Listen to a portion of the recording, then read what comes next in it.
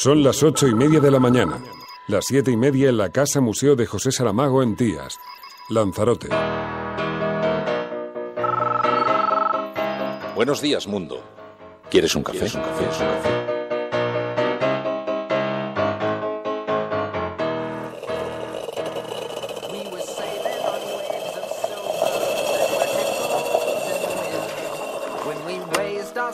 To capture them, the ship was lifted up and then it was sank.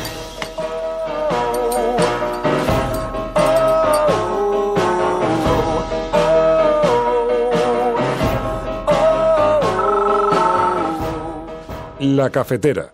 Dirige Fernando Berlín. Entonces os voy a pedir que no os enfadéis, que cuando me preguntéis algo sobre la Euro Sucesión voy a decir que no hablo de ello, es decir, que vamos a hacer. Pero es que si no veo que desviamos la atención y a mí lo que me importa pues es contar cosas de lo que hace el Ayuntamiento. No solo para que... Sí es verdad que muchas cosas de las que cuento pues pasó en el Pleno, cuando hice la intervención en el Pleno sobre el estado de la ciudad.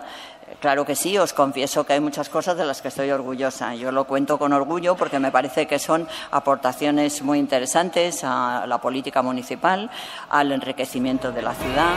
Y ante la idea de que quieren tapar sus propias vergüenzas, se las sacaremos en el Senado. Eso es algo que el señor Maillo debería haber pensado cuando firmó el acuerdo de investidura en el que se comprometía, y además lo firmó él, y cito textualmente, a llevar a cabo una comisión de investigación de la financiación ilegal del Partido Popular. Nada más, no.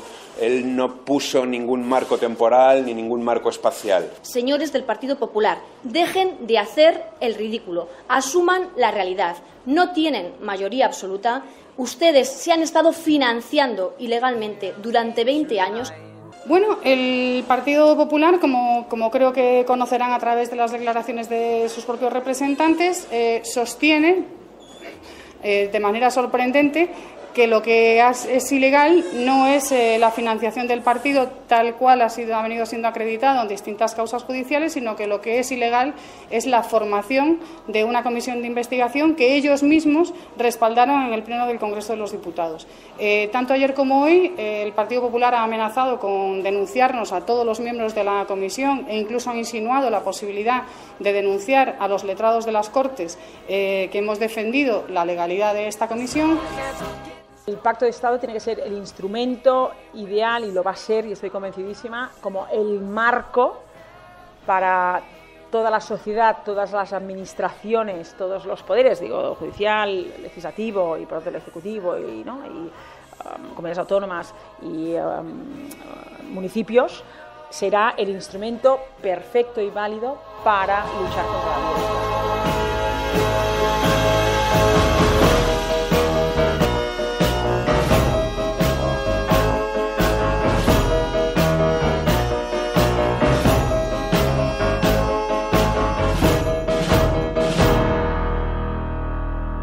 La Cafetera es un programa de radio que se financia gracias a las aportaciones de los oyentes. Si te gusta el periodismo que defiende y sientes que te acompaña, hazte mecenas y ayúdanos. Infórmate en radiocable.com/mecenas.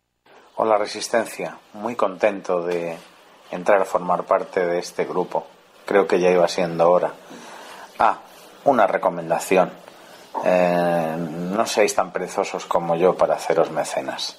Creo que merece la pena el intento y tiene premio cada mañana oíros a todos. Un abrazo.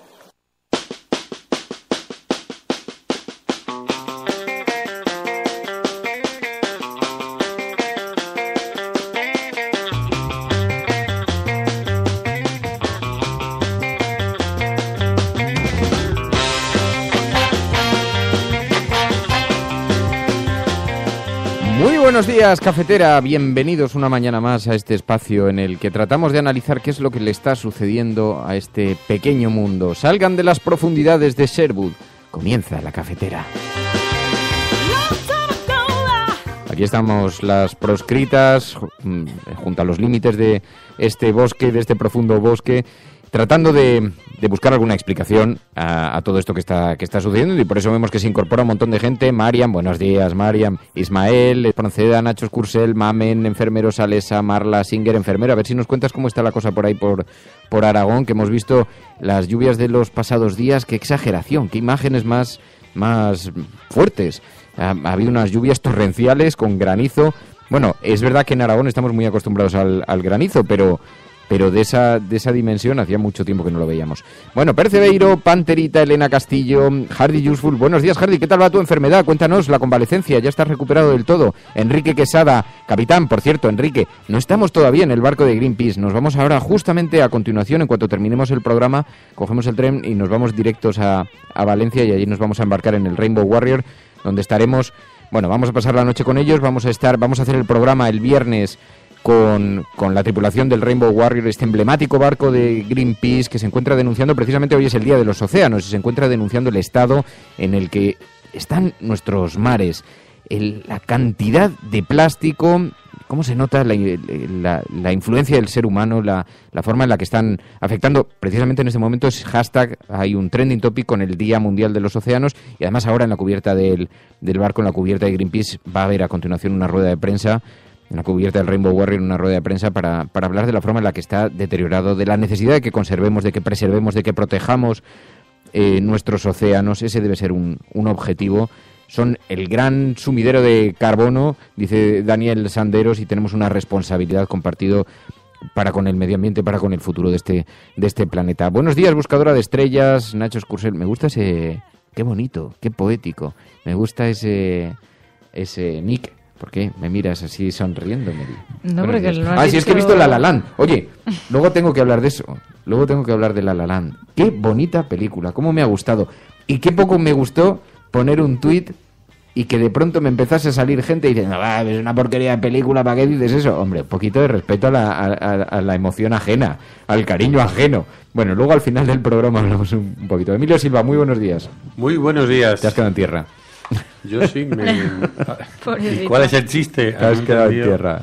No he entendido la conexión de las dos cosas. Para que nadie nos diga nada, Emilio Silva se quedó en tierra voluntariamente. Empezó a titubear, se le fueron cerrando las puertas y cuando quiso darse cuenta ya no tenía plaza. Bueno, digamos que tengo un fin de curso complicado. Ya. Fin de curso complicado, bueno. Pero el caso es que mañana sí, desde la cubierta del Rainbow Warrior, vamos a acompañar a la tripulación, estaremos con ellos. Además vamos a ver un poco cómo es la vida a bordo, vamos a compartirla con ellos. También nos apetece mucho.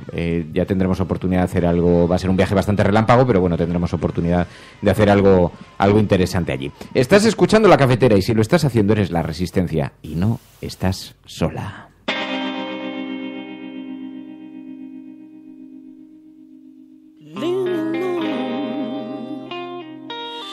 Me to be on my own.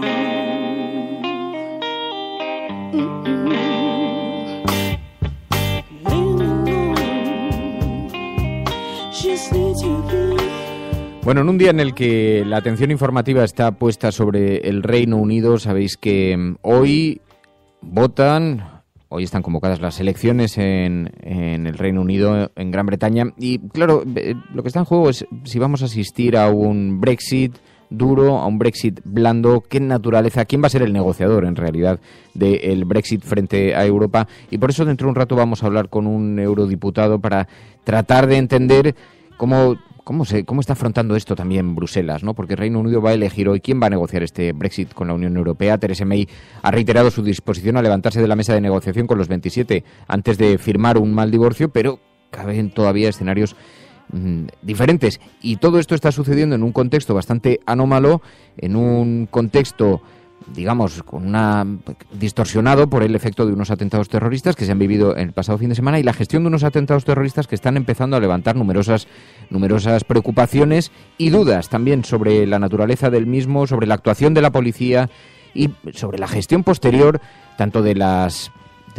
relación de los familiares con el gobierno para dar cuenta de las víctimas, de dónde se encuentran. Ya sabéis que hay una enorme polémica por unos ciudadanos extranjeros en el Reino Unido que están, en fin, la identificación ha sido lentísima. Esto es algo que hoy lleva a la portada de La Razón en su primera, dice, trato inhumano. El Reino Unido confirma 4 días después que Ignacio Echeverría es una de las 8 víctimas de los atentados de Londres. España presiona y consigue que la familia pueda ver hoy el cadáver. Y entonces ahí se está especulando sobre por qué el Reino Unido ha tratado de esconder durante 4 días la identificación, porque durante 4 días no ha permitido a la familia atender y asistir a algo y poder abrir el proceso de duelo de una forma lógica. Bueno, en esto, la información que yo tengo y por los datos que se estaban manejando, las huellas dactilares se conocen desde el pasado lunes. Es decir, ya había, digamos, ya había datos que daban a entender que se trataba efectivamente de Ignacio Echevarría, una de las víctimas. Lo que resultaba llamativo es que el Reino Unido no permitiera la entrada de los familiares. Ahí se especula con que si se ha aplicado un tipo de protocolo en la investigación antiterrorista, un tipo de protocolo específico, porque había una cierta confusión en el momento en el que se produjo su fallecimiento. Él parece ser que fue atacado por dos terroristas y por lo tanto, bueno, pues envuelta en ese cierto enigma, en esa cierta confusión, pues no sabían muy bien si podía tratarse de uno de los terroristas, si podía tratarse de una víctima. Hay que decir además que el Reino Unido no da la confirmación oficial de un fallecimiento hasta que no tiene las pruebas de ADN sobre la mesa.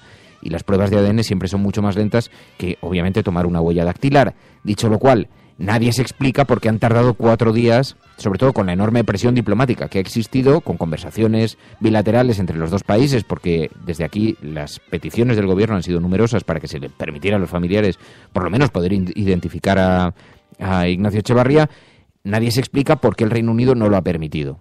Y a partir de ahí, la polémica es muy amplia y también las especulaciones en torno a qué es lo que ha sucedido, porque se habla de una mala operación policial, se habla de decisiones no justificables y se habla también de una gestión del gobierno intentando evitar que eso influya en el resultado electoral. Bueno, más allá de las especulaciones, porque esto no lo sabemos, pero lo que es cierto es que se ha producido, como dice el periódico La Razón, un trato muy inhumano para unos familiares que lo único que estaban pidiendo es poder reconocer a su familiar, ¿no? Bien.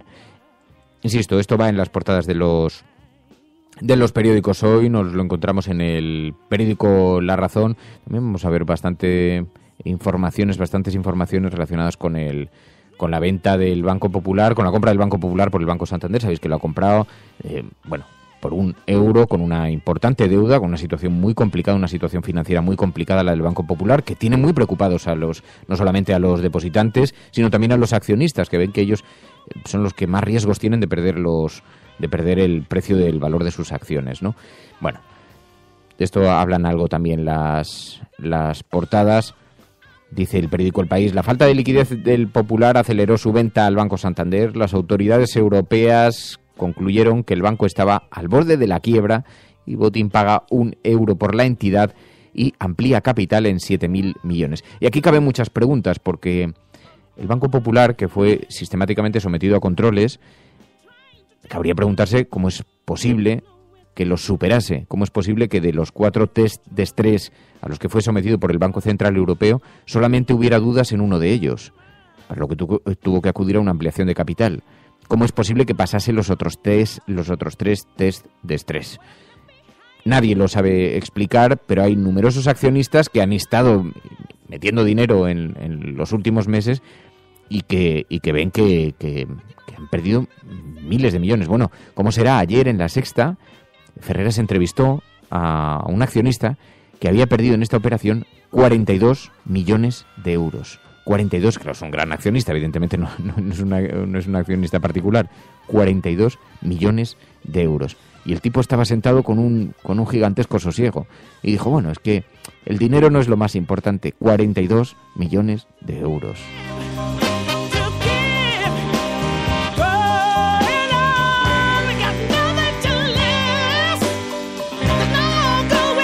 Dice el periódico El Mundo, un agujero de 8.000 millones tras aprobar los test de estrés. El Banco Central Europeo interviene al Banco Popular, lo vende al Santander por €1. Bruselas encargó el sábado al gobierno que buscara un comprador de urgencia y la falta de liquidez precipitó la operación. Así cayó el banco, dice el periódico El Mundo, pedía ayuda diaria como Grecia. Popular, el banco que vendió su alma. Más de 300.000 accionistas han perdido toda su inversión y los minoritarios llevan a los tribunales la expropiación, es como le llaman. Y entonces las dudas que se abren ahora están relacionadas con si lo vamos a pagar todos los ciudadanos o, dado que ha sido una entidad privada quien ha comprado a otra entidad privada, todo se solventará sin recurrir al dinero público. Pero claro, hay muchas dudas, entre otras cosas porque el Banco Popular tenía bastante producto tóxico, es una entidad financiera a la que toda la burbuja inmobiliaria ha golpeado con mucha fuerza y decía ayer José Carlos Díez que es muy probable que todos sus activos tóxicos pasen al FROB, de manera que al final los paganinis indirectamente volvemos a ser los ciudadanos.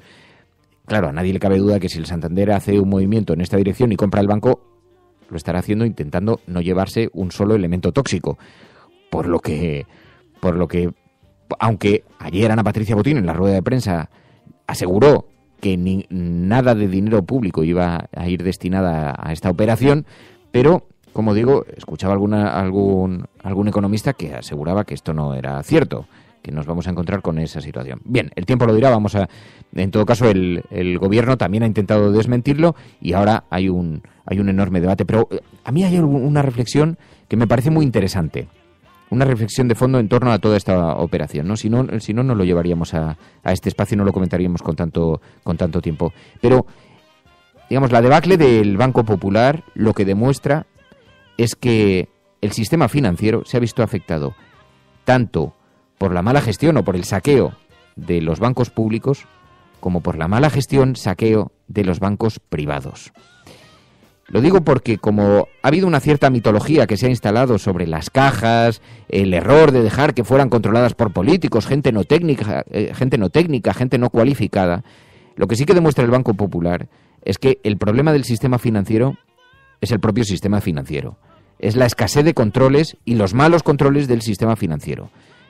Y tiene que ver más con el funcionamiento del capitalismo que con el funcionamiento de la política sobre el capitalismo. Lo digo porque algunos ya se habían encargado ayer de decir, pero esto no le va a costar un euro al contribuyente. Bueno, eso lo vamos a ver. Todavía no lo sabemos. Porque además, si Luis de Guindos dice que no le va a costar un euro al contribuyente, hay motivos para estar muy preocupados. Muy preocupados.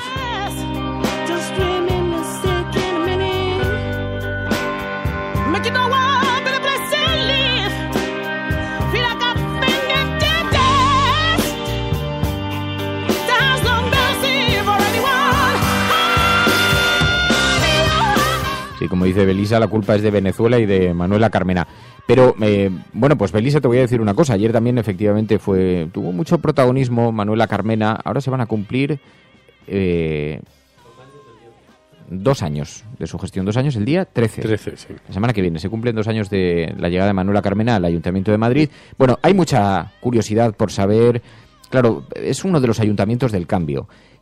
Además que ha sido sistemáticamente enfocado, primero porque en Madrid siempre suceden estas cosas, lo sabéis, y algunos, es verdad, decís, cuidado con el centralismo porque siempre habláis de Madrid, pero es verdad que como ha sido uno de los ayuntamientos sobre los que los medios de comunicación han puesto mucha atención, entre otras cosas porque se ha intentado atacar sistemáticamente lo que estaba ocurriendo en el Ayuntamiento de Madrid para demostrar que Podemos no puede gestionar nada, ¿no? Pero, dicho lo cual, Manuela Carmena dice estar muy orgullosa de su gestión frente al Ayuntamiento de Madrid. Intentó hacer ayer una suerte de balance sobre cómo han sido estos 2 años, pero había numerosas preguntas sobre el futuro del Ayuntamiento de Madrid. ¿Qué va a pasar cuando Manuela Carmena decida abandonar la alcaldía? Porque ella ha asegurado que no se va a presentar a una nueva legislatura, que no se va a presentar. Digamos que estamos en el ecuador de su mandato, pero ya se están buscando posibles sustitutos, posibles reemplazos para en el momento en el que ella decida dejarlo. Manuela Carmena decía, pero aparquemos este tema. Entonces os voy a pedir que no os enfadéis, que cuando me preguntéis algo sobre la sucesión voy a decir que no hablo de ello, es decir, que vamos a hacer. Pero es que si no veo que desviamos la atención y a mí lo que me importa pues es contar cosas de lo que hace el ayuntamiento. No solo para que Sí es verdad que muchas cosas de las que cuento pues pasó en el Pleno, cuando hice la intervención en el Pleno sobre el estado de la ciudad. Claro que sí, os confieso que hay muchas cosas de las que estoy orgullosa. Yo lo cuento con orgullo porque me parece que son aportaciones muy interesantes a la política municipal, al enriquecimiento de la ciudad. Eso decía Manuela Carmena, y con una cierta incomodidad ante el hecho de que se le esté preguntando tanto sobre la sucesión. Y ahí hay muchos nombres que se barajan. Se está empezando a especular con Julio Rodríguez, que no sería mal candidato para la alcaldía. Es una persona muy sosegada, aunque su mirada sobre yo creo que suscitaría muchas críticas en la prensa conservadora, su mirada sobre el referéndum, la consulta, a pesar de que él no tiene precisamente tampoco una visión demasiado fraccionada del Estado, pero bueno, viendo cómo se las gastan algunos en los comentarios cada vez que habla Julio Rodríguez, es verdad que cualquier candidato que ponga Podemos va a ser inmediatamente enfocado, ¿no? Pero eso lo tengo más en duda, ¿no? Porque al final sí que es verdad que Carmena digamos que ha simbolizado una figura de consenso, ¿no? Y al final se hizo su hueco. Consenso sí que es verdad que con la campaña electoral que hubo fue bastante de ataque, que ¿no? le han llevado a una portada el hecho de que cogiese una florecilla. Sí, pero el fenómeno Carmena que hubo en Madrid, que muchos colectivos la apoyaron, y la campaña que se hizo, no solamente por parte del partido, sino por parte de muchos colectivos, fue un fenómeno que no sé si se volverá a repetir, porque al final sí que es verdad que estamos en un momento en el que personalizamos mucho la política, lo cual no es bueno ni malo. Pero sí es verdad que, por ejemplo, Pablo Iglesias también ahora a lo mejor sería difícil de sustituir en cuanto a Podemos. Depende también, sobre todo, de la campaña electoral que hagan con ese candidato. Sí que es verdad que, bueno, que si Manuela Carmena, digamos, pues con un candidato, pues crea sus preferencias después de las primarias, pues puede que gane esas primarias y puede que tenga ese respaldo, pero veremos también. Bueno, ayer Manuela salió en el intermedio, ¿no? Hablando un poco de esos 2 años de gestión, de su imposibilidad personal de repetir en las elecciones. Y bueno, viendo cómo hay tantas familias dentro del gobierno municipal de Madrid, pues yo creo que esa medida de Pablo Iglesias proponiendo los beneficios de la renovación de Manuela Carmena 4 años más forma parte de no entrar, digamos, en el proceso de selección de un candidato o candidata. Evidentemente ella, que ayer le preguntaron por 2 rumores de candidatos como son Julio Rodríguez y Baltasar Garzón, pues se negó a opinar, ¿no? Pero yo entiendo que ya tiene a alguien o alguna persona, ¿no?, señalada, porque lo que ha dicho es que sí quiere participar en ese proceso de sucesión, y eso puede ser pues que tenga su propia propuesta, ¿no?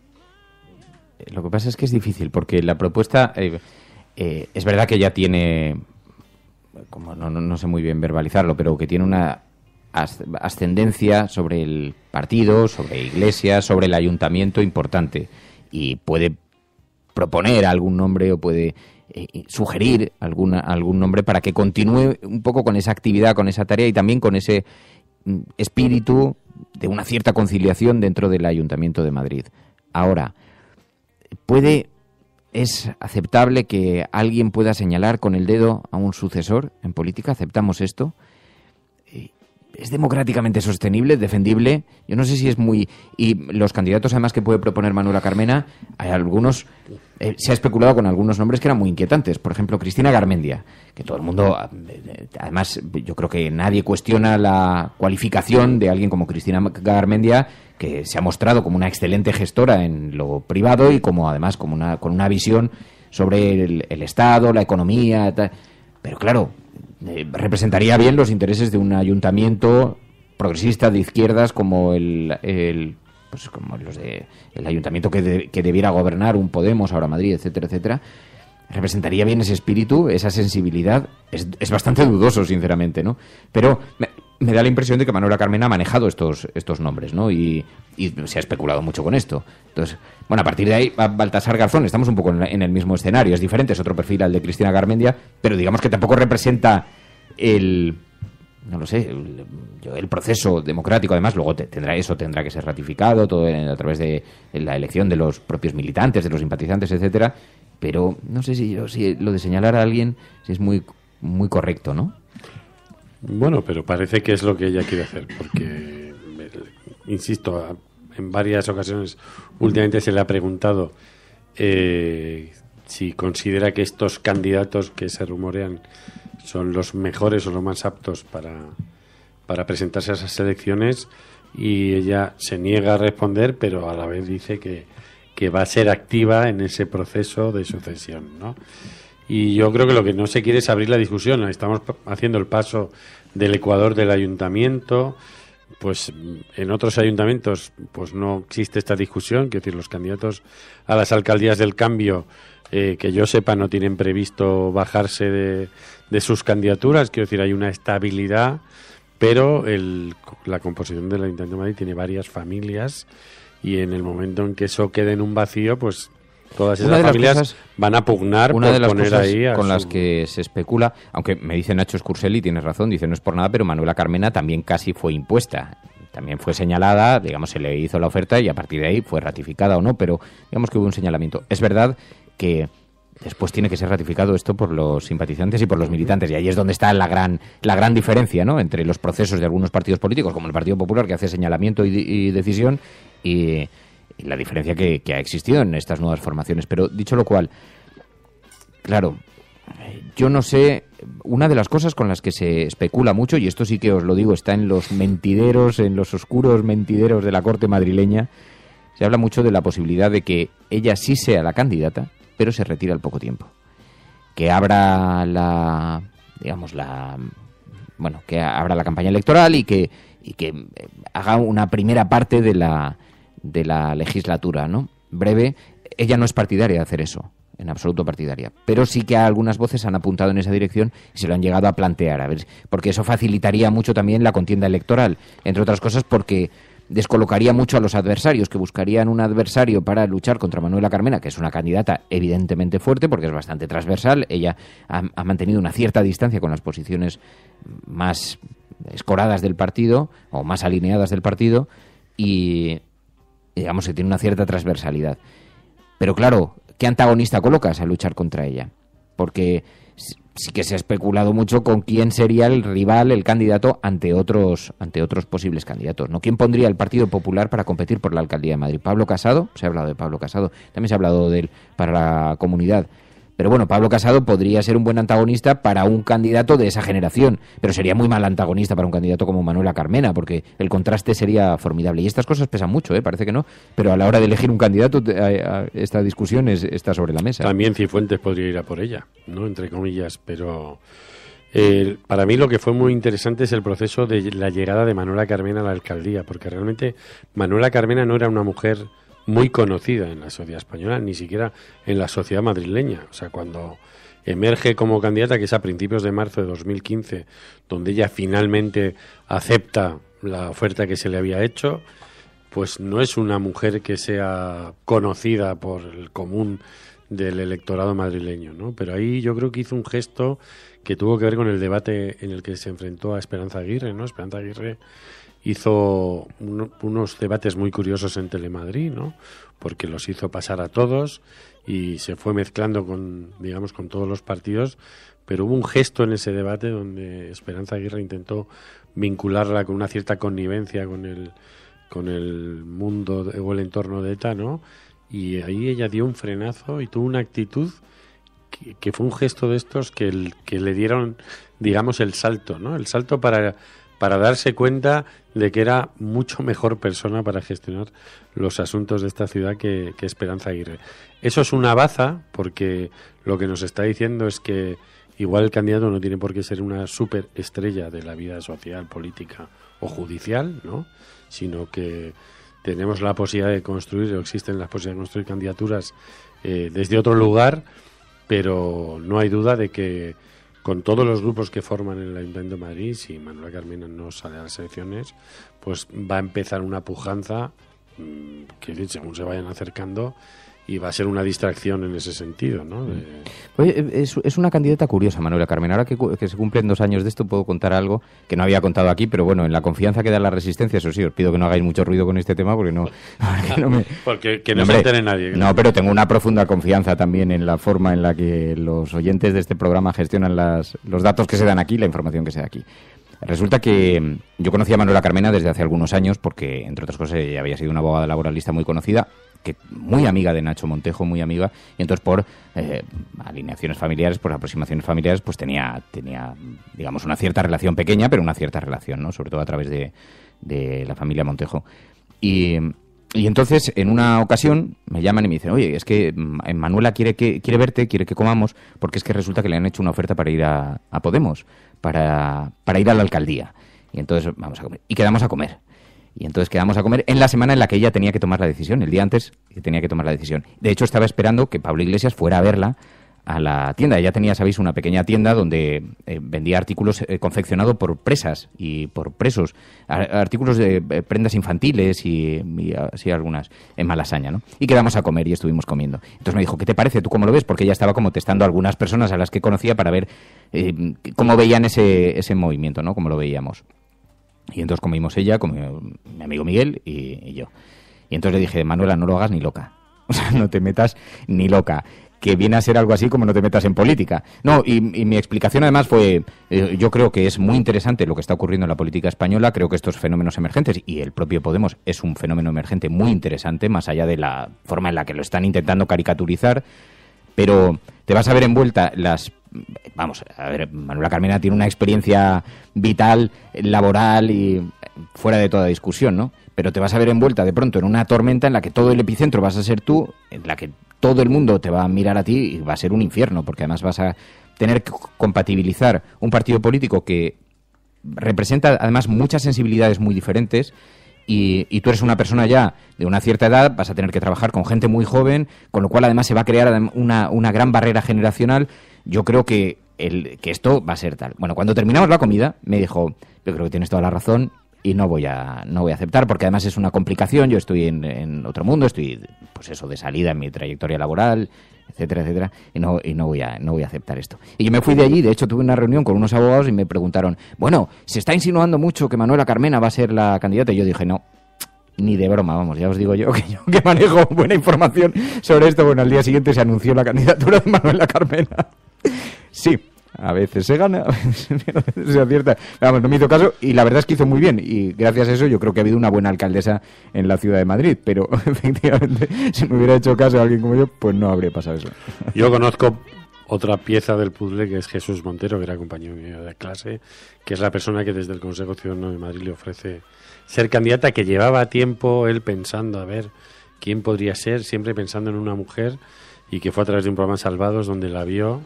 Y Jesús, que bueno, pues la conocía de los años finales de los 70, principios de los 80, porque había sido secretario general de las Juventudes Comunistas de España entonces, de repente se le encendió ahí una bombilla, ¿no? Aunque ya en principio dijo no, pero fue como... Sé que al principio dijo que no, es verdad, y luego pues hubo una serie de razones que le hicieron ver, entre otras cosas, que esta ciudad necesitaba un importantísimo cambio. Estamos hablando de un contexto en el que recordemos quiénes eran los candidatos allí, ¿no? Pero me hizo gracia porque después un amigo me dijo, bueno, dice Manuela Carmena que tú le convenciste para ir a la alcaldía. Digo, no, el resultado de la comida fue claramente el contrario. Digo, de hecho yo tuve una reunión a continuación y llegué absolutamente convencido de que eso no iba a pasar, o sea que... Pero bueno, en fin, las cosas así, cosas que suceden en los oscuros callejones de la corte madrileña. Estás escuchando La Cafetera y si lo estás haciendo, eres la Resistencia y no estás sola.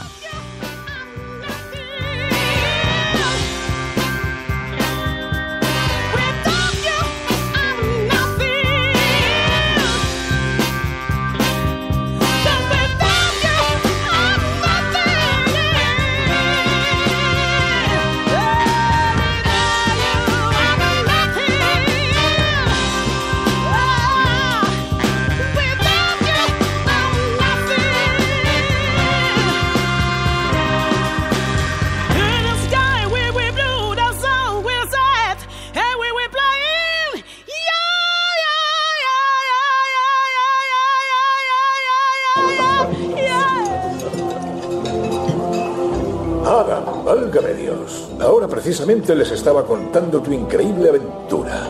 Por favor, siéntate. Tráele una silla. No, gracias. No puedo quedarme. ¿Y qué haces aquí? Creía que el médico te había dicho que guardaras 3 semanas de cama. Es cierto, pero hay algo que no puede esperar. Tenemos que hablar, señor. En privado. Naturalmente. Disculpen.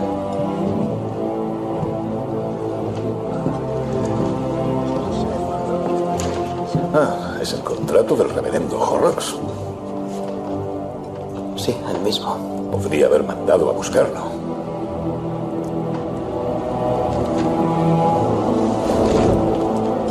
¿Has perdido el juicio?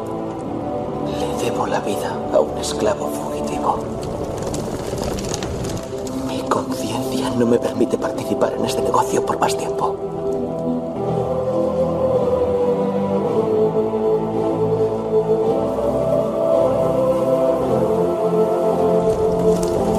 Maldito seas, Sigwin, si no fueras el esposo de mi hija, te juro. Hola, padre. Hilda. ¿Qué significa esto? He venido a despedirme. ¿Despedirte? ¿Y a dónde vais? Nos trasladamos al este, a trabajar con los abolicionistas. ¿Qué? El veneno te ha corrompido completamente el cerebro. Pues sí, es así, es muy recomendable. Hacía años que no me sentía tan bien. Tilda, te prohíbo que vayas a ninguna parte con este perturbado. Le he temido durante toda mi vida, padre. Me voy con mi esposo.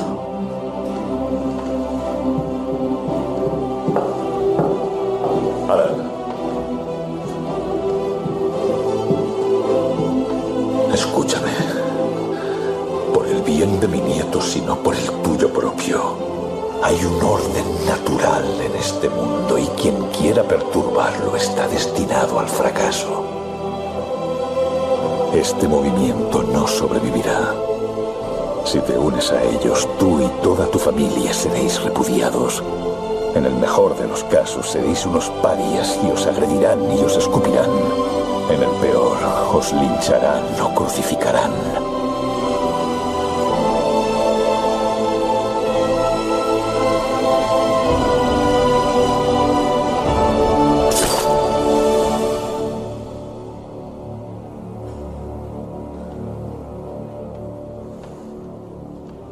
¿Y para qué?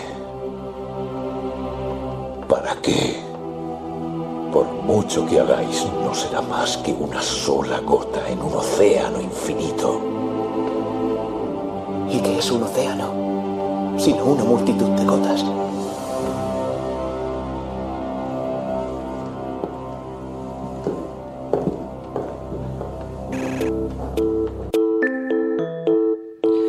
Nos decía, tenemos mucho interés en lo que está ocurriendo en el Reino Unido y queríamos planear, porque además va a tener importantes consecuencias, evidentes consecuencias en Europa, en el resto de la Unión Europea, y además de ahí va a depender la forma en la que se negocie el Brexit. Es algo en lo que coincide hoy la mayor parte de la prensa española. El Reino Unido está votando hoy quién va a negociar el Brexit con la Unión Europea, pero también están ocurriendo muchas cosas en la Unión Europea. Y por eso teníamos interés en hablar con alguien que nos pudiera aproximar a que nos pudiera hacer una aproximación a este asunto. Y para eso hemos contactado con Javi López, es secretario de Política Internacional y Europea del PSC, fue el eurodiputado español más joven elegido en las elecciones europeas del año 2014, es abogado, miembro del Consejo Europeo de Relaciones Exteriores. Javi López, muy buenos días. Tenemos algún problema con esa comunicación, pero en unos segundos vamos a retomarla y podemos hablar con Javi López porque, insisto, tenemos que tratar de explicar de qué manera va a afectar a la Unión Europea, de qué manera va a afectar esta importante convocatoria electoral que se está viviendo allí en el Reino Unido. Así que dadme unos segundos y volvemos a conectar con Bruselas. La cigarra y la hormiga. Bueno, vamos a ver.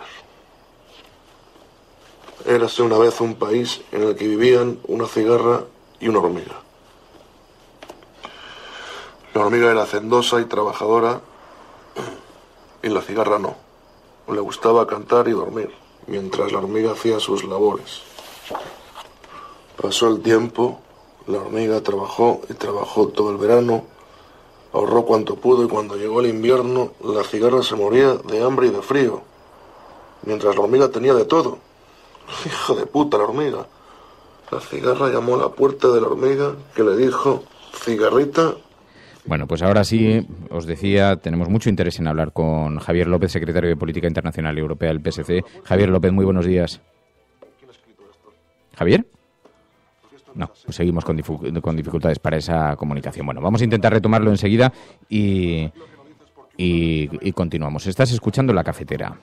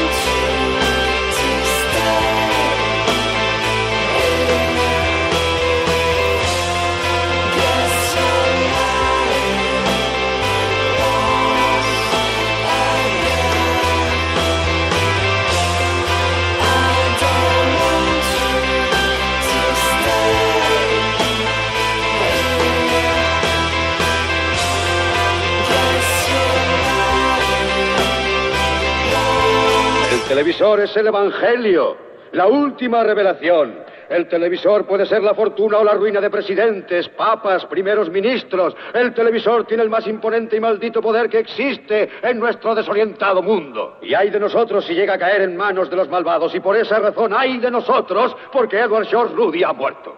Porque ahora esta compañía está en manos de la CCA, la Corporación de Comunicaciones de América.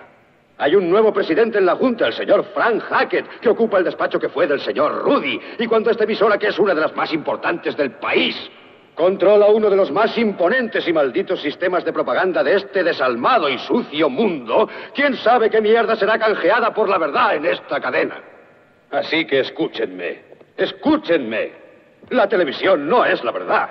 La televisión es un maldito parque de atracciones. La televisión es un circo, un carnaval, una troupe de acróbatas, narradores de cuentos, bailarinas, cantantes malabaristas, fenómenos, domadores de animales y jugadores de fútbol. Es una fábrica para matar el aburrimiento. Bueno, ahora sí tenemos comunicación con Bruselas. Javier López, muy buenos días. Hola, muy buenos días, Fernando. Bueno, discúlpame en primer lugar, teníamos mucho interés en hablar contigo porque, claro, estamos expectantes ante lo que está ocurriendo en el Reino Unido. ¿Y Europa? ¿Cómo afecta esto? ¿Qué es lo que se juega Europa en las elecciones del Reino Unido? No, pues la verdad es que mucho, ¿no? Porque del resultado de hoy saldrán los negociadores del Brexit. Esa era una de las cosas que decían los británicos, ¿no? Ya sabéis que hemos activado el artículo 50, que es el artículo que permite a un Estado miembro salir de la Unión Europea. Eso lo hizo hace pocos meses Theresa May.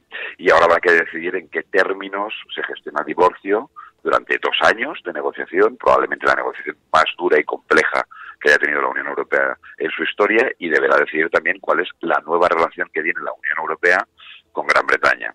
Y, por supuesto, esto se está siguiendo con muchísimo interés desde Bruselas y sabiendo además que Theresa May ya plantea una negociación de un Brexit duro, es decir, alguien fuera del mercado común, controlando la libertad de movimientos, ha puesto en duda además algunos derechos fundamentales de los europeos que están viviendo en Gran Bretaña, que hay que recordar que son 3 millones de personas, y todo eso estará en juego, ¿no? ¿Qué tipo de relación tenemos y el futuro de la relación de la Unión Europea con Gran Bretaña? Claro, porque se habla mucho de Brexit duro o uno blando, pero ¿en qué puede afectarnos a los españoles la diferencia entre uno u otro?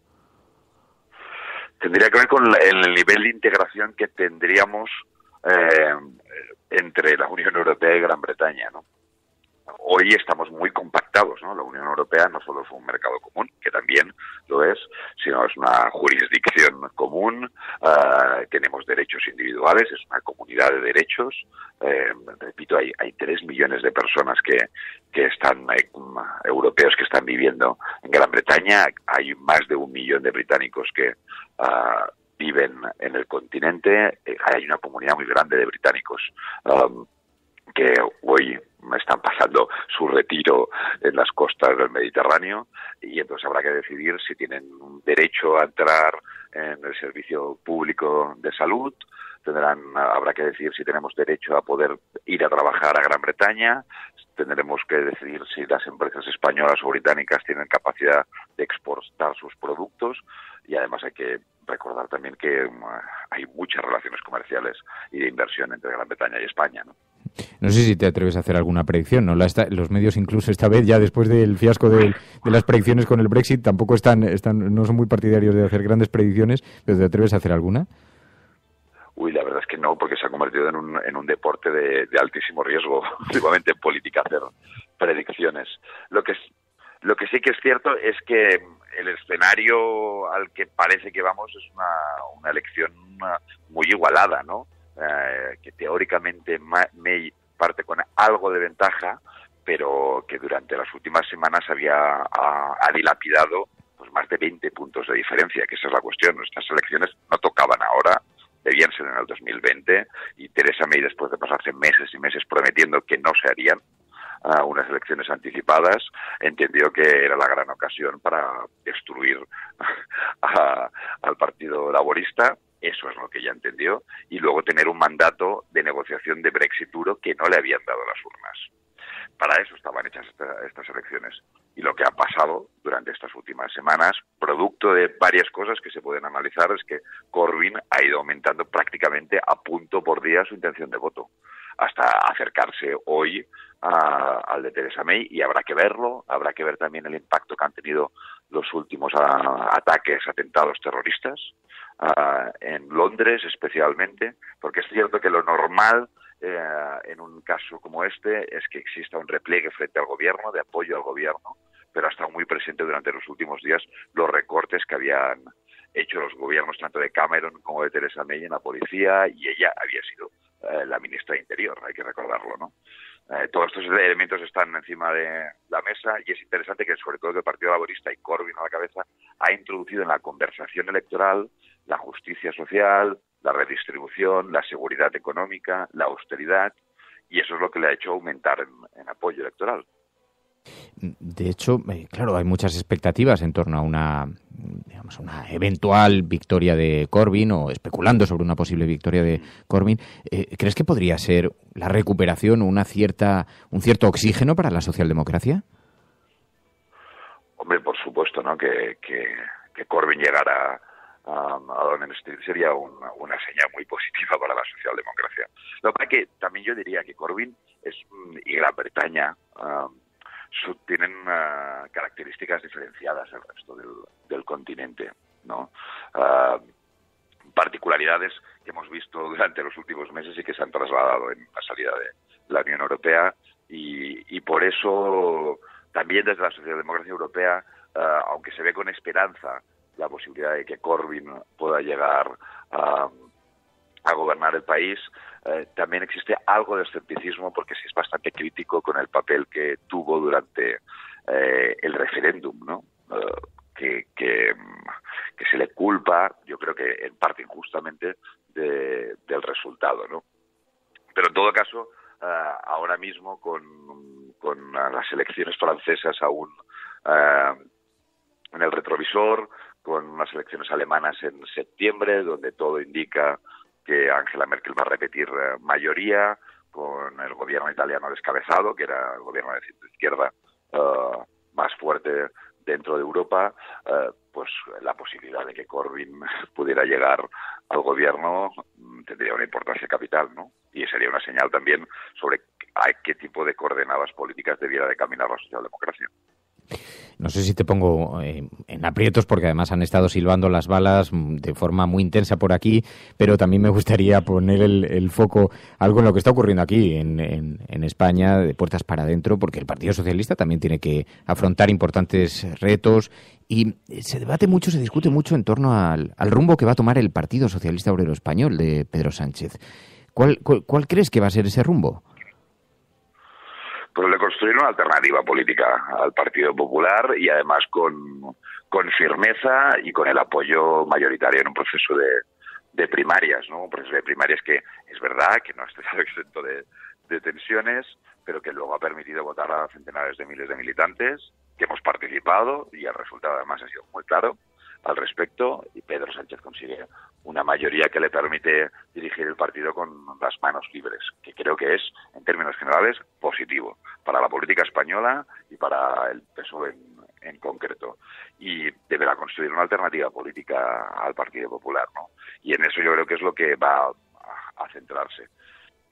También sabemos que su campaña, uno de los mensajes centrales, era que él estaba dispuesto a construir alternativas también en conversación con otras fuerzas políticas de izquierdas. Una de las cosas que ha pasado en estos últimos años con la transformación del sistema político español es que la izquierda electoral se ha partido generacionalmente y territorialmente en dos grandes bloques. Y eso es una realidad más allá de uno en qué espacio participe, ¿no? Van a tener que estar condenadas a entenderse si quieren construir una alternativa al Partido Popular y si queremos, especialmente ahora, en momentos donde vemos que la corrupción ya es un problema de Estado, más allá de las preferencias políticas, si queremos desalojar de la Moncloa a Rajoy, ¿no? Y eso yo creo que son las dos grandes líneas, ¿no? Oposición dura, alternativa política y con la mirada puesta en una posible conversación entre los diferentes espacios de izquierdas, que yo creo que va a ser inevitable si se quiere construir una alternativa en España. Hoy en la portada del periódico El Mundo dice que Pedro Sánchez está planeando refundar el Partido Socialista en un año para dar poder a la militancia y habla de una organización del siglo XXI que sea un partido en el que decidan los militantes y todo esto se va a plantear en una gran conferencia política que se va a celebrar el año que viene. ¿Crees que el PSOE necesita esa refundación? Pues yo creo que la socialdemocracia necesita repensarse, ¿no? Y una de las cosas que hay encima de la mesa es cómo construimos partidos políticos realmente atractivos a la ciudadanía. Si miramos los datos, en Europa ha caído el número de afiliados en todos los espacios políticos, no solo en la socialdemocracia, de los partidos tradicionales. Durante las últimas décadas ha sido un fenómeno constante. Y es cierto que hoy la gente reclama una forma de participación diferente, ¿no? Una implicación diferente, donde quiere hacer valer su voz. Y las organizaciones tienen que poder adaptarse a eso, ¿no? También los dirigentes políticos tienen una responsabilidad y después de un proceso de primarias a lo que pertoca es a los equipos a dirigir las organizaciones y luego además las organizaciones deben de tener espacios intermedios de representación que yo creo que permiten un control democrático dentro de los partidos políticos y eso es positivo. Pero sobre todo, o por lo menos yo, haría hincapié en cómo repensar nuestro proyecto político más allá de la participación de los militantes. Porque lo cierto es que la socialdemocracia pues estaba construida para un mundo que ya no existe.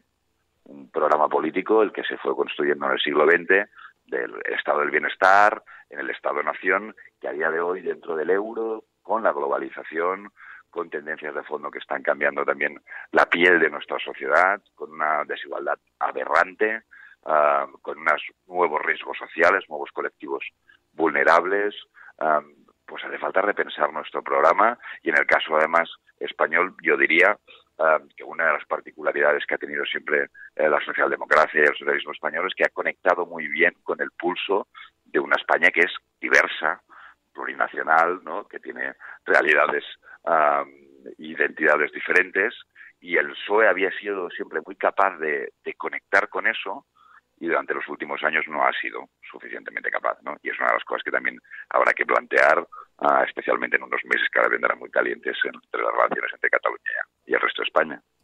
Sí, porque vemos también lo que está ocurriendo en Cataluña. Mañana Puigdemont va a presentar la pregunta a la fecha del referéndum. ¿Cómo interpretas esto que está ocurriendo? Bueno, lo que pasa es que después de 5 años sin diálogo político de fondo entre el gobierno central y el gobierno catalán, pues lo que se avecina es el choque de trenes, ¿no? que se ha ido anunciando durante los últimos años. La cuestión aquí es si el incidente es un incidente controlado, la explosión es una explosión controlada, es decir, si hay una convocatoria, mañana parece que va a haber un anuncio, ¿no? Todavía no una convocatoria, pero si luego hay una convocatoria de un referéndum que no tiene cobertura legal, y en eso nosotros hemos sido muy insistentes, y luego no se celebra porque es cierto que los gobiernos sin cobertura legal no pueden desarrollar un proyecto de esta envergadura, por supuesto, o se intenta por parte del gobierno catalán sin cobertura legal y con la implicación probablemente de la justicia de por medio, continuar la celebración de un referéndum, ¿no? Entonces habría que ver aquí cómo el gobierno central frena, qué mecanismos jurídicos utiliza para frenar la celebración, ¿no? Que todo indica que sería en septiembre o octubre. Aquí lo importante sería que se pueda pensar en el día después, ¿no? De esto, y sobre todo que la voladura que hay ahora, que la tensión que hay ahora sea controlada, porque el problema de los choques de trenes no son los trenes, sino es que luego va gente dentro, ¿no?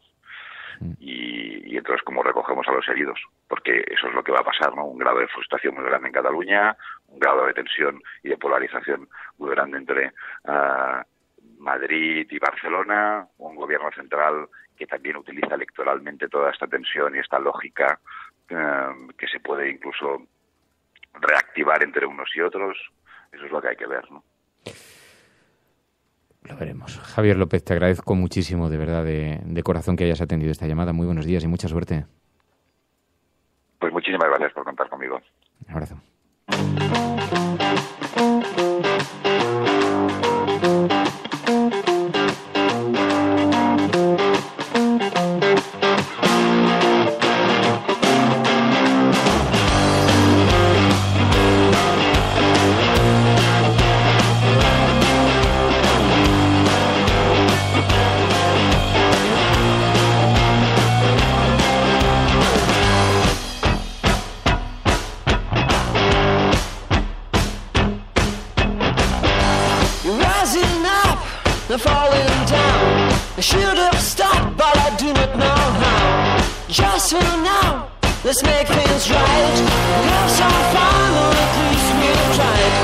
Bueno, pues son muy importantes los retos que se viven, en efecto, en Europa, también por la irrupción de estas elecciones en el Reino Unido, y veremos a ver qué consecuencias, cómo se gestiona.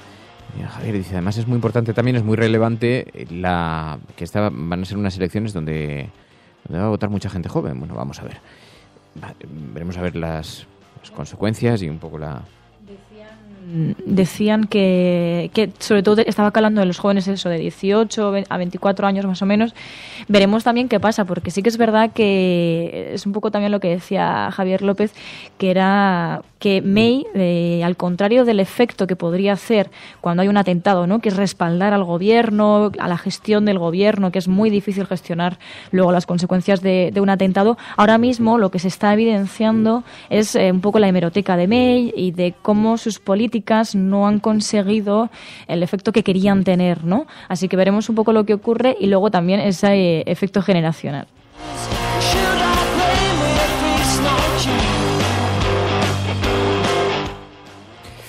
Bueno, pues en efecto, mientras tanto aquí en España también es verdad que los partidos políticos están pasando su propia travesía del desierto. El Partido Socialista vive ese escenario de cambios y el Partido Popular se encuentra enfrentado a una situación muy complicada, con comisiones de investigación sobre sus finanzas. Ha habido numerosas reacciones en estos en estas últimas horas, porque el Partido Popular está tratando de convertir las comisiones de investigaciones sobre sus cuentas y sobre su financiación, está tratando de convertirlo en algo general a la política española, lo cual provoca reacciones muy interesantes. Escuchábamos a Carolina Vescansa diciendo: la reconversión del Partido Popular ha sido bien interesante.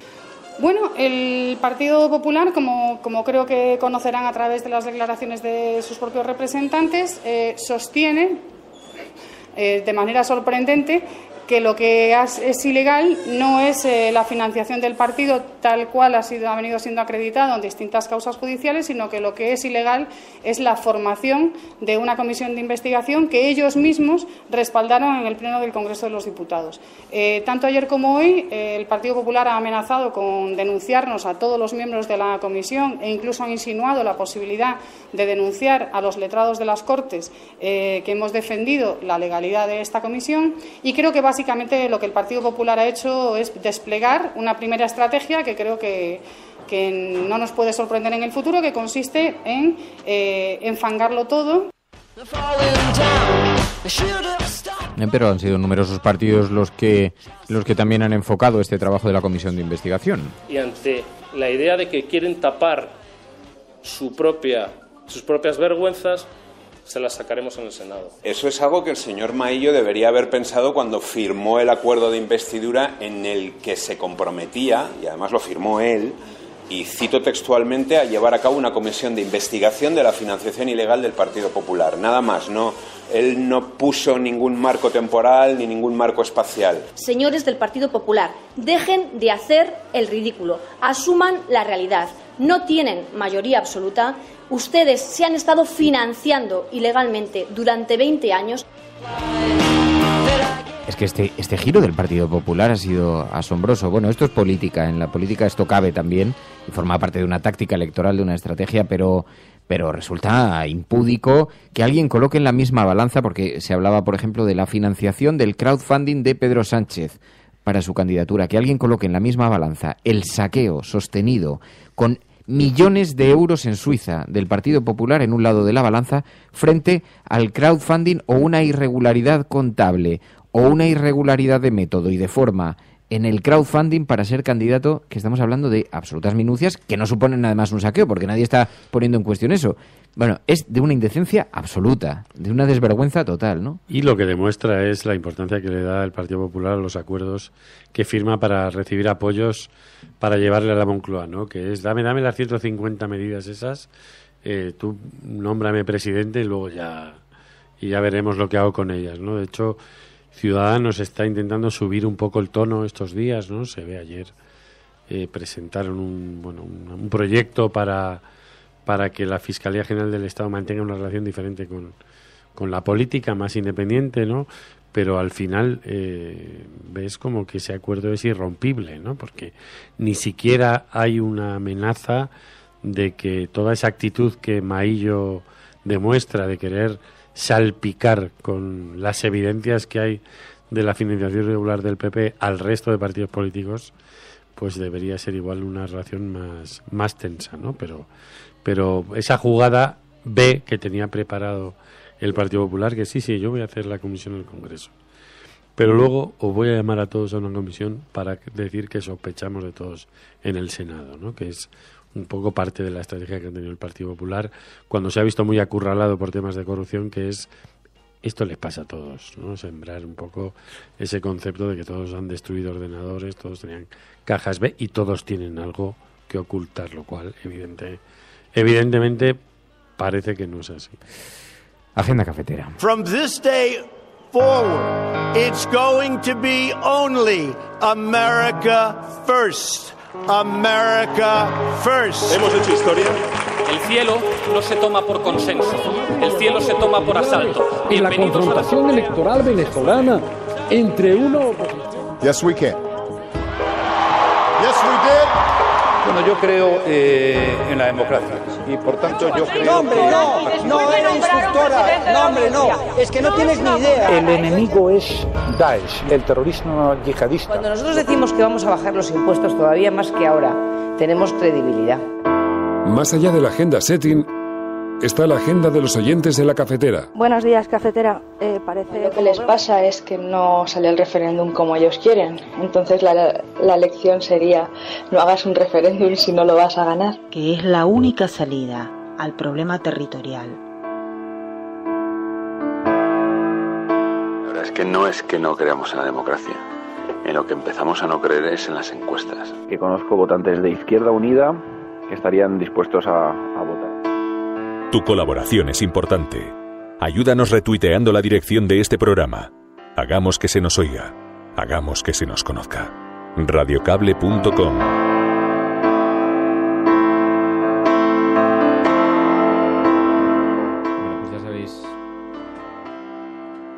Decía que ya sabéis que a través de este hashtag estamos recogiendo algunas informaciones, algunas noticias sobre las que queréis que nos detengamos. Es lo que se conoce como la agenda de la cafetera frente a la agenda setting, a los grandes temas que marcan los medios de comunicación, María. Empezamos con una polémica que hubo ayer, fue trending topic: mi útero no es negocio, este hashtag, que rechazaba pues la gestación subrogada. En este caso, se ha dicho que el colectivo feminista Nosotras es el que agitó también este hashtag para denunciar la gestación subrogada, pero además hubo un debate en este hashtag poniendo en duda la postura del Partido Socialista en cuanto a este tema, porque ha habido ciertos sectores, como Pedro Sánchez, que sí se han pronunciado en contra. Él decía: no estoy a favor de utilizar el cuerpo de la mujer para la prostitución, para la trata ni para la maternidad subrogada. Está plasmado en nuestro documento y lo defenderemos desde la Ejecutiva Federal. Esto lo decían a mediados de mayo y ahora se está poniendo en duda por ciertos tuits que han circulado por parte de gente de Juventudes Socialistas, así que veremos qué ocurre finalmente. Nos vamos a Radio Televisión Española y en cuanto al Día del Orgullo Gay, ¿no? Y es que, la anterior información nos la envió Letra Escarlata, esta nos la envía Ángel Trianero y se refiere a que el presidente de Radio Televisión Española dice que no retransmitirán el orgullo gay mundial en la televisión pública española porque no encaja. Dice textualmente: no encaja. Como decimos, José Antonio Sánchez ha explicado en la comparecencia del Senado que Radio Televisión Española no va a retransmitir este evento porque dice que no encaja. Preguntado por el Partido Socialista por qué televisan las misas semanales y no el World Pride, Sánchez se ha declarado católico, apostólico y romano, textualmente, y por eso de una solidaridad muy grande, con lo cual para él es más importante las misas semanales, justifica eso, pero no este evento a nivel mundial. La confesión de fe la hace en la misma sede parlamentaria en la que en 2015 confesó su voto, que dijo: yo voto y seguiré votando al Partido Popular. Eso dijo en aquella ocasión como respuesta a un diputado. Así que veremos cómo trasciende esta noticia que hemos conocido por parte de boca del presidente de Radio Televisión Española. Y nos vamos a México porque VLA nos ha enviado una información de cómo nuevamente una indígena ha sido asesinada. Habrían disparado a la locutora indígena mexicana Marcela de Jesús Natalia. La mujer de 50 años pertenecía al pueblo amuzgo, una etnia originaria del estado de Guerrero, donde a través de diferentes plataformas visibilizó precisamente la discriminación que padecían los indígenas en esta zona del país. Su programa había empezado a las 5 de la mañana y durante esta transmisión invitó a las mujeres a prevenir embarazos prematuros y leyó a los niños en su lengua natal, la amuzga. Salió a las 10 de la mañana y desde un vehículo fue disparada por 2 hombres. Ahora mismo se está investigando las causas y veremos qué ocurre también sobre este tema. Y terminamos diciendo que hoy es el Día Mundial de los Océanos y es que cada día se vierte a los océanos el equivalente a 1.500 camiones cargados de plástico. La ONU acoge esta semana la Conferencia Mundial sobre los Océanos y es que 7 millones de toneladas de residuos son arrojadas cada año.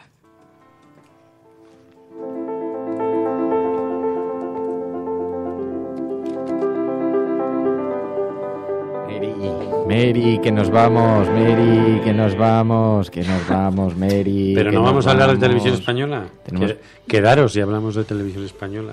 A mí es que me deprime profundamente lo que está ocurriendo en una Es que además casa... la expresión católico, apostólico y romano es como muy... Pero es que poco... Televisión Española había alcanzado algunos hitos importantísimos. Cuando lo presidía Luis Fernández, veíamos el director de informativos, Fran Llorente. Esa televisión española, qué pena, qué tristeza me da de verdad. Y además, qué difícil es verla ahora. Qué complicado, ¿no? Pero nosotros nos vamos, Emilio, te quedas en tierra porque has querido, porque tú lo has decidido. Yo es que recuerdo todas las manifestaciones que he visto pro familia, Jornada Mundial de la Juventud en televisión española y me tengo que alterar, sí, porque yo pago con mis impuestos esa televisión y tiene que ser plural. Y en cambio tenemos a un presidente que incluso en una entrevista en El País dijo que lo último que sería en la vida es antifranquista. Pero voy a tuitear una foto de algo que he visto en el estudio hace un momento. Esto es como cuando los padres se van a ir y no quieren decir nada. He notado algo raro. Bueno, nos vamos a continuación. En cuanto termine el programa, cogemos un AVE, nos vamos con Greenpeace, nos vamos a embarcar en el Rainbow Warrior. Hemos preparado las maletas. Emilio ha hecho un bodegón ahí con las maletas y con la ropa y están los calcetines saliendo por una de las maletas. Y entonces nos vamos a ir porque es verdad. Tenemos que tratar de poner la mirada en el enorme deterioro que están sufriendo los océanos por la acción, por la mano del hombre. La forma en la que los plásticos están invadiendo nuestros océanos es la principal campaña en la que quiere colocar la mirada Greenpeace, y por eso el Rainbow Warrior está en las costas españolas, va a estar unos días, va a ir de Valencia, Mallorca, Barcelona, y va a estar unos días por aquí en esa campaña de sensibilización en lo que se ha especializado esta organización no gubernamental, que además siempre han demostrado tener un enorme coraje, un enorme arrojo y una fabulosa, formidable capacidad para llamar la atención de los ciudadanos y de los medios de comunicación en todo el planeta por esas acciones tan espectaculares, tan visuales, siempre de denuncia, pero a través de las imágenes y de la sensibilidad. Y por eso tenemos mucho interés en convivir con ellos, en ver cómo es la vida a bordo del Rainbow Warrior, en poder caminar por la cubierta, cenar bajo las estrellas y emitir el programa sobre la cubierta del Rainbow Warrior mañana. No tenemos tecnológicamente todo con nosotros, porque entre otras cosas vamos a estar en la cubierta de un barco. Tenemos muchas esperanzas en conseguir, muchas esperanzas en sortear los problemas técnicos. Humanamente también tenemos muchas dificultades, entre otras cosas porque Dios me dio dedos de palo, y esos dedos de palo, esos de madera, pues conviven difícilmente con las teclas del ordenador portátil. Pero vamos a intentar hacerlo, no creo que vayamos a tener problema. Bueno, vamos a probar, y si no mandaremos señales por Telegram. No, porque además una de las cosas que vamos a hacer efectivamente es enviar mucho material a las redes sociales, fotografías en 360 grados, como es el interior de ese barco, como es la vida allí. También la Mary, pues esa joven activista. María igual no vuelve, no lo sabemos, activista. Pero igual el lunes aquí no está, igual no vuelve. Cuidado, Mary, cuidado que te creces y luego, oye, no vayas a soñar algo que termines cumpliendo, ¿sabes? Es muy difícil. Cuando uno verbaliza algo, ya a ver es si muy te vas difícil. a quedar tú. A lo mejor te coges y desapareces, me tengo que volver yo sola y a ver qué hacemos luego. Pues si no fuera porque tengo un lío monumental en muchos órdenes de mi vida, da por seguro que me embarcaba. Ya lo hice una vez y además es que forma parte de mí. Además, una situación en la que estaba, ya lo conté aquí una vez, no lo voy a volver a repetir, pero estuve embarcado con Greenpeace durante 8 días y fue un viaje absolutamente iniciático. Fue maravillosa la experiencia, maravillosa, y sobre todo también fue maravilloso descubrir que hay decenas de personas que viven así, que viven con la mirada puesta en otra forma de entender el mundo, la vida, el trabajo, lo laboral, y yo les miraba y decía, uy, pensar que hay gente que vive así 365 días al año. Bueno, el caso es que vamos a enviar mucho material, independientemente de lo que podamos hacer después en el programa. Si no, tranquilamente a la vuelta hablaremos y tendremos la oportunidad de contarlo con calma, pero bueno, el caso es que, bueno, por cierto, un saludo muy especial para los expatriados en el Reino Unido. Algunos pueden ver su situación limitada si Theresa May cumple sus promesas. Sabemos que hay mucha incertidumbre, mucha inquietud también, así que desde aquí, desde España, un abrazo muy fuerte. Sabéis que no estáis solos, que estáis acompañados, que este programa os conecta con vuestras raíces, con vuestras familias, y eso nos interesa mucho vuestra situación. Así que mucha suerte, mucha energía y mucha confianza también en el futuro. ¿Y qué pasa que me estáis mirando así? No, nos vamos ya, hay que coger la maleta y nos vamos, que no llegamos, que vamos a perder el tren. Yo con cara de pena, vamos.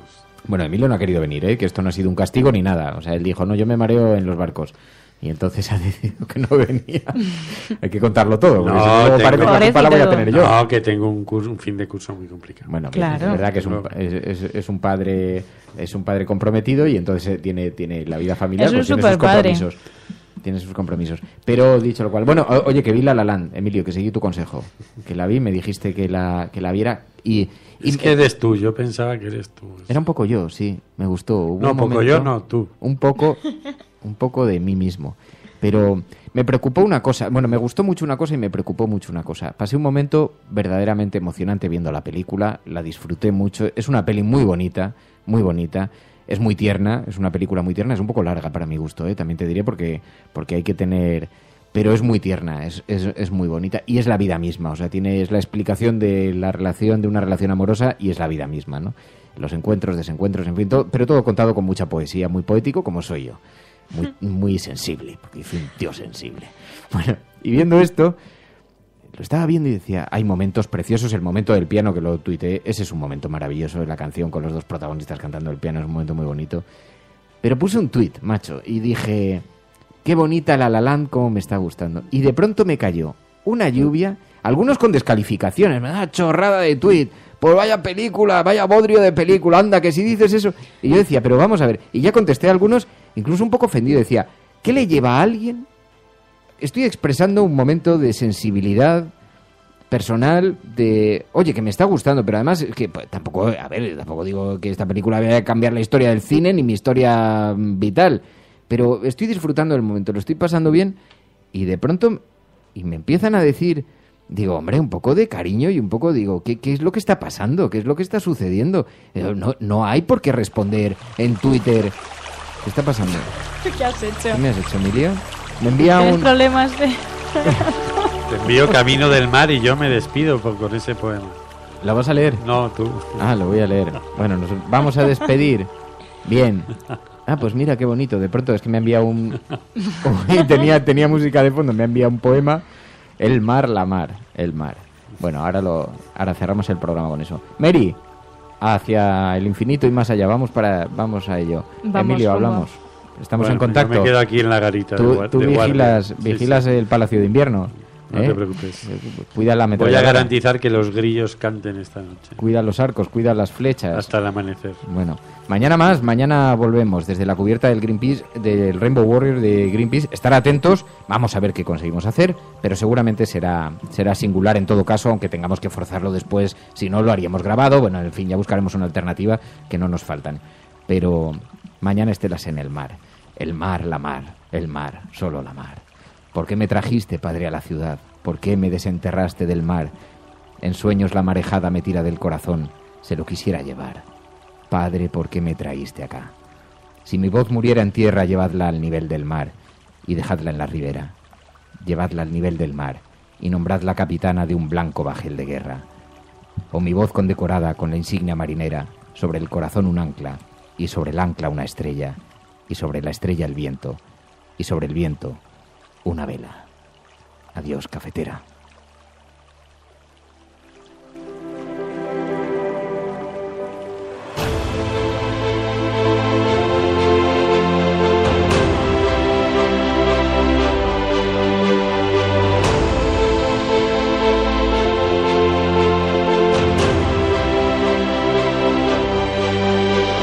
La Cafetera es un programa de radio que se financia gracias a las aportaciones de los oyentes. Si te gusta el periodismo que defiende y sientes que te acompaña, hazte mecenas y ayúdanos.